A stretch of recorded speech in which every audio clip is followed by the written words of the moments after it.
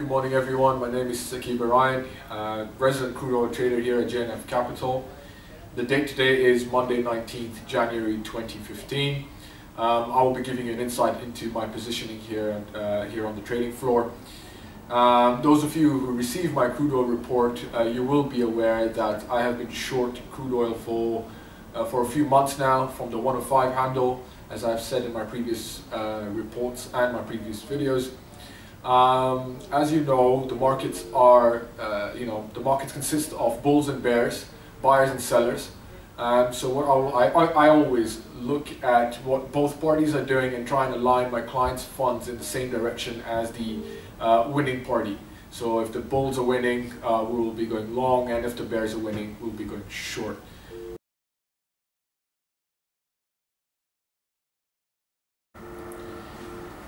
Okay, so let's have a look at the bearish influences. As you know, simple economics states that the market is made up of supply and demand. Now, if we look at as far as demand is concerned, when it comes to crude oil, you look at what the World Bank came out and the statement that they released last week.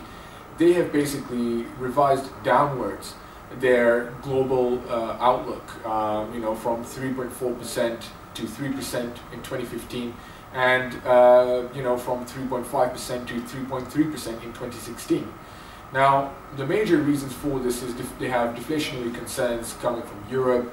You've got a slowing Chinese economy, although still growing, probably faster than any other economy, but still, a decrease in their consumption. You've got industrial production that has slowed down significantly in India as well. So, generally from that we gather that the demand is, obviously not as strong as the supply at the moment. Now, you've got rig counts as well. The rig counts in the United States, despite the fact that they've had the steepest decline since 2001, there are still more rigs operational this past December than in comparison to the previous December. So this is, of course, this will automatically, state oversupply in relation to the current demand. Now, one of the things that we have to keep in mind is that one of the main reasons that the oil prices plummeted the way they did was basically due to the non-OPEC members, the non-OPEC oil producers overproducing. Now, they were overproducing in the region of about 6 million barrels. Now, what this tells us is that the feud that, if that's what you want to call it, between the OPEC and non-OPEC members is very clear. The OPEC members do not want to give up their market share. They're holding on to it as tight as possible, and have clearly asked for the non-OPEC members to cut production. We believe that if they do cut production, this should start slowing down the rate of decline we've seen in oil prices.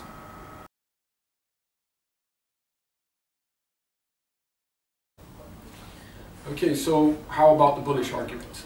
Now, for a long time I've struggled to find bullish arguments, but as time passes, I have now started finding bullish arguments. Now, that on its own is a good indication that we may be nearing the point of equilibrium as far as supply and demand is concerned. We've got job cuts coming across the board from all the major oil companies, oil exploration companies, mining companies. I mean, to name a few, Schlumberger announced that it's basically cut about 9,000 jobs. I mean, Schlumberger is the world's largest oil field service company. One of their competitors, Halliburton, cut 1,000 jobs. BP will be cutting 300 jobs. A lot of these companies have also foregone some major oil contracts that they had, going into the billions, between $3.5 to $6.5 billion. That basically tells you that the low oil prices are starting to have an impact on the bottom line as far as these oil companies are concerned, which tells me that we are nearing that point of equilibrium. Now, by default, if these oil prices are kept anywhere between $20 and $60. It keeps the production levels, for these companies stunted, and as a result, the Saudis will achieve what they have set out to achieve, which is less competition from the non-OPEC members. Now, another thing that shows me that we are possibly in an area where oil prices are generally at a discount, a very good discount, is the Chinese have started to stockpile a lot of crude oil. Obviously, they would not be doing this if they did not feel that they're getting oil prices at a relatively cheap price. I'm sure the Americans have also started to stockpile their strategic petroleum reserve. Now, what these 2 points that I've made clearly tell you that the lower oil prices go from here, the more stockpiling that will take place, the more jobs will be lost. This will then result in reduction in production at some point. So I believe that that point is coming quite soon.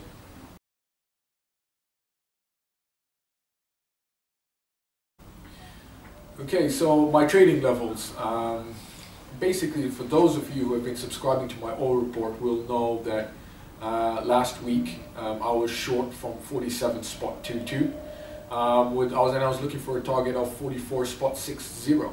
Now, both my entry levels were triggered and my take profit level was also triggered for a gain of about 262 points.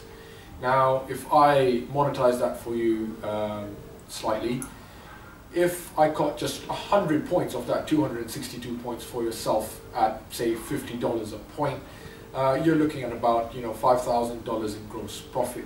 Now, of course, there will be losses with our services, and not all clients get the full swing. Hence, I gave you the example of 100 points. Now, to gain access to this week's oil report for free for a limited period of time, please contact me using the details shown on the next screen. Note, you can also follow me on Twitter. My handle is @OrionOil for live information. I basically, every time I feel that there is something significant enough that will impact oil prices, I try to share it as quickly as I can on my Twitter feed. Before I sign off, please be aware that past performance is not indicative of future performance. Thanks for your time. I'll see you next week.